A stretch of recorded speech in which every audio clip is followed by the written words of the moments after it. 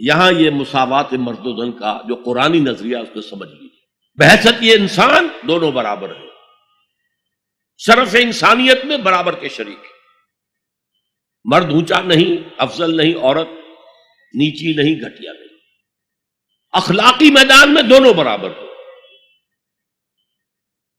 جو میں نے انگریزی کی نظم سنائی تھی، no mysteries here, no special bone for the high and not for the low. نہیں، charities that soothe and bless and heal are scattered over the man like flowers. برابر، روحانی ترقی میں برابر ہے، صدیقیت میں برابر ہے. صرف نبوت عورت کو نہیں ملتی، اس لیے کہ نبوت کا فرض ادا کرنا بہت کٹھن ہے. جو معاشرے کی طرف سے مشرکانہ اور کافرانہ ماحول کی طرف سے جو پھر پریشر آتا ہے، جو پرسیکیوشن ہوتی ہے، جو ٹارچر ہوتا ہے، عورتوں کے لیے اس کا برداشت کرنا آسان نہیں. لیکن پھر بھی صحابیات نے اس کی مثالیں قائم کی ہیں. تاہم نبوت کی ذمہ داری، بھاری ذمہ داری، جس کو خود اللہ نے فرمایا انا سنلقی علیک قولا ثقیلا، اے نبی ہم آپ پر ایک بہت بھاری بات ڈالنے والے ہیں، بہت بھاری. ان تمام اعتبارات سے مرد اور عورت میں کوئی فرق نہیں. من ذکر و انثی، جو نیکی عورت کمائے گی اس کے لیے ہے، جو غلطی کرے گی، خطا کرے گی، گناہ کرے گی، اس کا وبال اس پر ہے. جو نیکی مرد کمائے گا وہ اس کے لیے ہے، جو غلط کام کرے گا اس کا وبال اسی پر ہوگا. من ذکر و انثی، اور یہاں بڑا پیارا لفظ آیا ہے بعضکم من بعض. تمہیں فرق کیسے ہو سکتا ہے؟ تم ایک دوسرے میں سے ہو. ایک ہی باپ کے نطفے سے تو بیٹا بھی ہے، بیٹی بھی ہے، اور ایک ہی ماں کے رحم میں تو پرورش پائی ہے، بیٹے نے بھی اور بیٹی نے بھی. اونچ نیچ کیسے ہو جائے گی؟ ان سطحوں پر قرآن سب سے زیادہ مدعی ہے مساوات مرد و زن کا.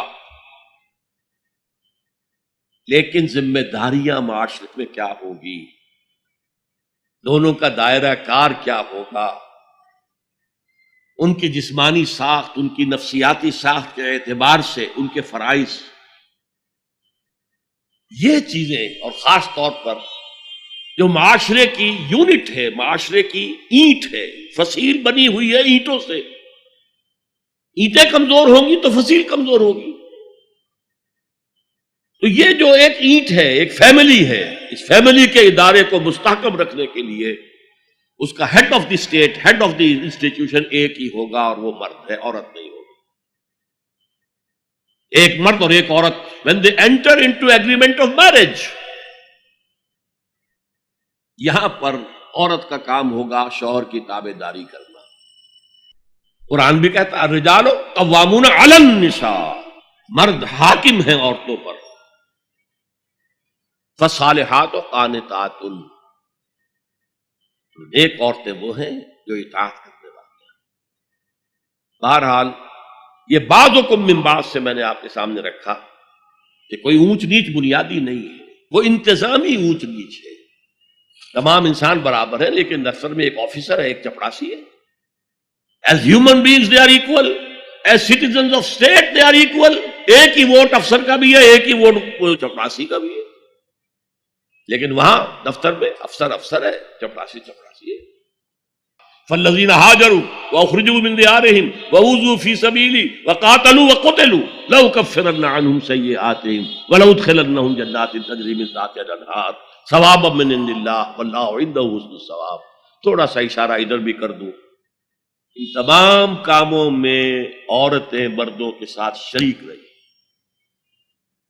ہجرت حضرت عثمان نے کی تو ساتھ آپ کی اہلیہ حضرت رقیہ، حضور کی نور چشم، وہ بھی ساتھ تھی. ابو سفیان کی بیٹی ام حبیبہ اپنے شوہر کے ساتھ تھی. ہجرت میں شریک ہے مرد اور عورتیں. یہ دوسری بات ہے کہ وہاں جا کر حبشہ میں ان کا شوہر مرتد ہو گیا، عیسائی ہو گیا. شراب کا بہت رسیہ تھا.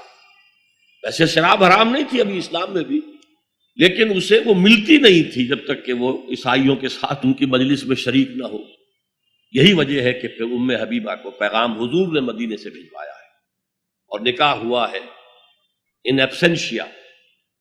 نجاشی نے خطبہ نکاح بھی پڑھا ہے اور مہر بھی حضور کی طرف سے ادا کی. شریک تھی عورتیں اور مرد. پہلا قتل جو ہوا ہے وہ دو میاں بیوی کا ہوا ہے. حضرت یاسر رضی اللہ تعالی عنہ، حضرت سمیہ رضی اللہ تعالی عنہ شریک ہے.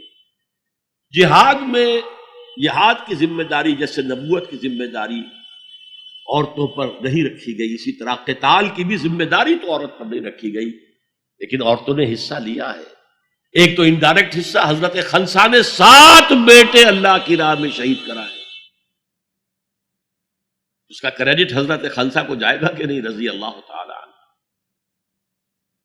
تو یہ بھی ایک شانہ بشانہ چلنے کا معاملہ ہے، دنیاوی معاملات نہیں، دین کے معاملے میں. لیکن شریعت کے ستر اور حجاب کے احکام کو ملحوظ رکھتے ہوئے عورتیں بھی دین کا کام کریں اور مرد بھی دین کا کام کریں. خليل بالقرآن هو إمامنا على هداية الله آمتنا كلام ربنا هدايتنا عطاء جبريل على رسولنا